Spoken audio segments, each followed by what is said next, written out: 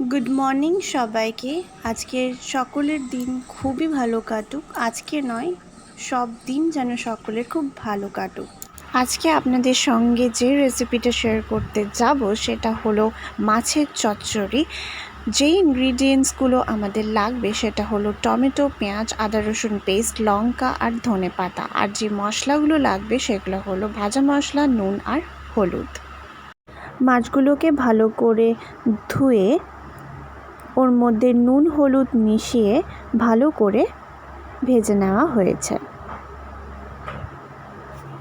মাছগুলোকে এইভাবে ছোট ছোট করে ছাড়িয়ে নেবেন।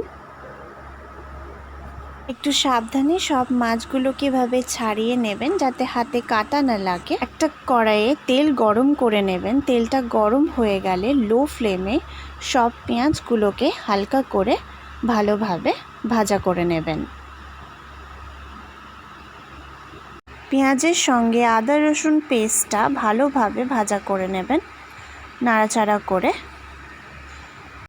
এর মধ্যে এক এক করে ভাজা মশলা, হলুদ আর সামান্য একটু নুন এক এক করে অ্যাড করে নেবেন। আমার আগের ভিডিওটায় আমি মেনশন করেছি ভাজা মশলাটা কিভাবে তৈরি করা হয়েছে, তো আপনাদের কাছে অনুরোধ রইল ওই ভিডিওটা দেখে নেবেন একটু, তাহলেই জানতে পারবেন। এরপর পেঁয়াজ আদা রসুনের পেস্টের সঙ্গে ধুয়ে রাখা টমেটো আর লঙ্কাগুলো অ্যাড করে নেবেন। সামান্য একটু নুন অ্যাড করে নেবেন স্বাদ অনুযায়ী। তারপর ভালোভাবে নাড়াচাড়া করে নেবেন।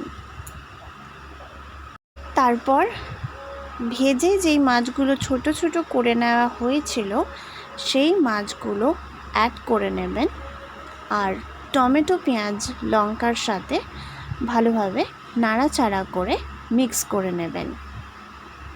5 মিনিটের জন্যে ঢাকা দিয়ে দেবেন। 5 মিনিট পরে ঢাকনা খুলে ধুয়ে রাখা ধনেপাতাগুলো অ্যাড করে নেবেন ভালো করে। আমাদের মাছের চচ্চড়ি অলমোস্ট রেডি, দেখতেই পাচ্ছেন। আপনারাও এইভাবে ঝটপট বানিয়ে ফেলুন বাড়িতে মাছের চচ্চড়ি। আমাদের টেস্টি ডিলিশিয়াস ডিশ রেডি হয়ে গেছে। দেখুন কতটা কালারফুল হয়েছে। তো চলুন আবার পরের ভিডিওতে দেখা হচ্ছে। Till then tata.